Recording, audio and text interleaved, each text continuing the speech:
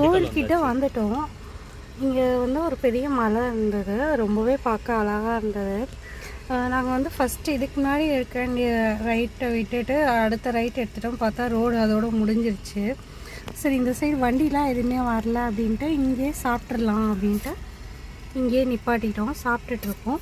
வீட்டிலேருந்து எடுத்துகிட்டு வந்த இட்லியும் பொடியும் அம்மா கொடுத்து விட்டுருந்தாங்க. ஸோ அதே இங்கே சாப்பிட்றலாம் அப்படின்ட்டு சாப்பிட்டுட்ருக்கோம். இப்போ 7:45 ஆகுது டைமு. இப்போது லுக்கு உங்களுக்காக காமிக்கிறேன் இந்த மலையை.